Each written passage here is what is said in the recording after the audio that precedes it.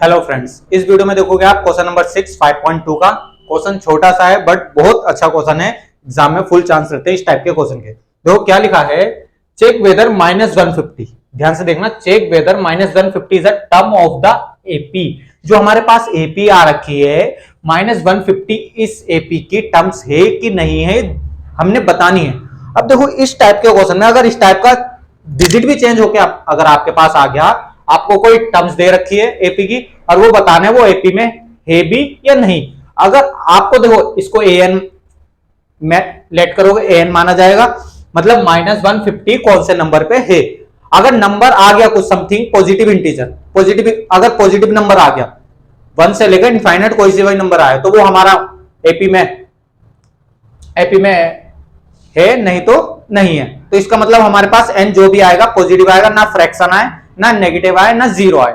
अगर इनमें से तीन केस में से कुछ आता है तो हमारी जो भी टर्म्स दे रखी है वो हमारी एपी में नहीं हो सकती, बिकॉज नंबर तो कुछ पॉजिटिव ही होगा। अगर होगा तो किसी भी टर्म्स का 1 2 3 4 5 इसी में होगा। कौन सी प्लेस है, प्लेस हमारा कभी माइनस में नहीं आएगा।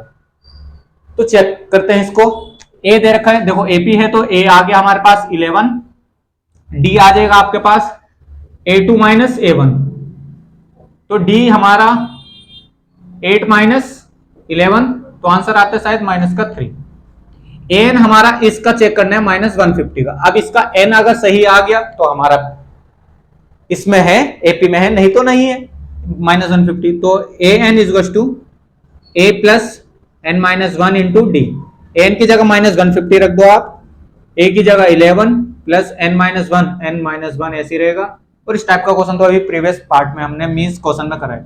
डी की वैल्यू -3, तो n माइनस 1 -3 मल्टीप्लाई में चल रहा है और हमारा -150 माइनस का 11, तो n माइनस 1 मल्टीप्लाई -3 मल्टीप्लाई मान के चलना है, बोल रहे हैं तो हम मान के माइनस कितना हो रहा है, 161, तो n माइनस 1 हो जाता है हमारा आंसर -161 अपॉन 3।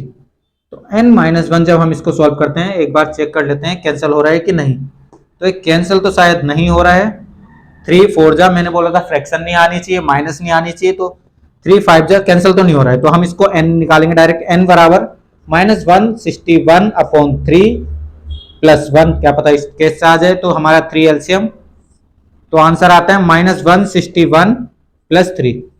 तो n की वैल्यू आती है हमारे पास, n इज टू माइनस का है, माइनस में आ रही है आंसर।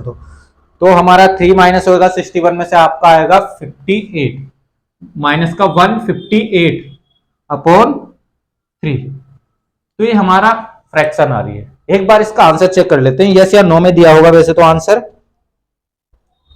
यस या नो में दिया गया होगा आंसर। तो अब देखो ध्यान से देखो, अब जब आप करते हो 11 आपने वैल्यू रख दी है तो क्वेश्चन तो बिल्कुल ऐसे ही हो रहा है हमारा 161 और माइनस का 3 है। चलो माइनस से माइनस कैंसिल हो जाएगी, माइनस से माइनस कैंसिल हो रही है, ये जब नीचे आया तो माइनस से माइनस कैंसिल, तो ये प्लस हो रहा है, प्लस हो रहा है, बस अंतर इतना आ रहा है। तो 164 देखते हैं, 164 अपॉन 3, ये अभी भी कैंसिल नहीं हो रहा है, तो इसका मतलब फ्रैक्शन आ रही। लिखेंगे n इज नॉट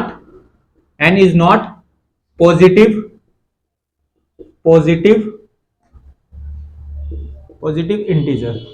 हमारा पॉजिटिव जरूर है, n is not positive integer. हमारा पॉजिटिव तो जरूर आएगा बट वो डेसिमल में आएगा। इंटीजर हमारा होता है आपको पता ही है, माइनस प्लस वाले और जीरो को, ये इंटीजर नहीं है, फ्रैक्शन है। तो n is not positive integer, so line लिखेंगे इसके लिए स्पेशली लाइन। तो -150 इज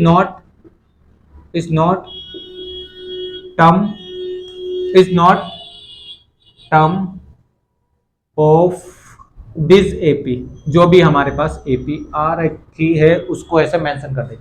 मैंने क्या बोला था, अगर n आपका अगर समथिंग आ गया पॉजिटिव इंटीजर तो वो उस एपी में है, नहीं तो नहीं है, बस इतना याद रखना। अगर फ्रैक्शन आ रही, माइनस में आ रहा या फिर डेसिमल में आंसर आ रही है n की, तो वो हमारी एपी में टर्म्स नहीं हो सकती, मींस n वो सही नहीं है हमारा, मान के चलना।